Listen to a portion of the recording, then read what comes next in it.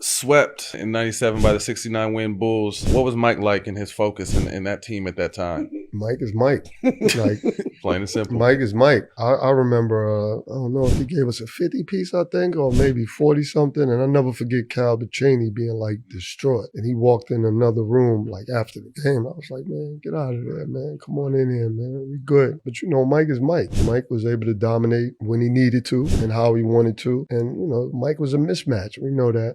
We know that. A problem. He was a mismatch. And then you had the great Scottie Pippen, who probably doesn't get enough credit as well. And then even Ron Harper. Because you think about... Tough. He was a killer before he guarded all the best players. Before when Ron Harper was in Cleveland, I don't know if people need to go watch. Man. Didn't he lead the league in steals or something like that?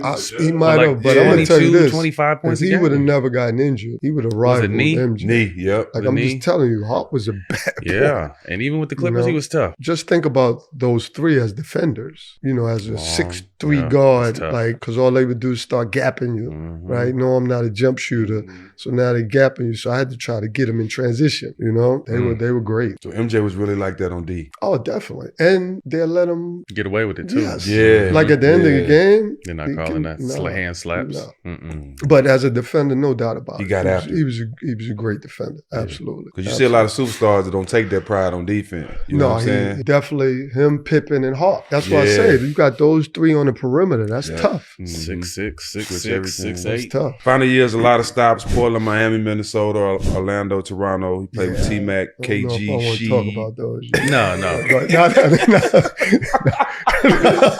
Any bright spots in any of those stops? No, I enjoyed them all, you know, but it was just, as I talked about, like if you put my numbers in the 90s, I think I would put them with all the point guards, whether it's a little low or whatever. But it's 17, almost 9, 4 rebounds, almost 2 steals. But those other years kind of brought everything down. So that's why I look at those years, right? And we talked off camera. The unprofessionalism led up to those last 5 years. You know what I mean? Because now the last 5 years, if you look at it, I had to sit out and wait for teams to like lose enough to say, all right, let's go get Rod. So there was no plan for me, right? I'm a fill-in. So now the minutes go down and, you know, everything. So when I look at those 5 years, obviously great. Like all those organizations were great. But when I look at it, like those were the years that kind of like messed up the numbers.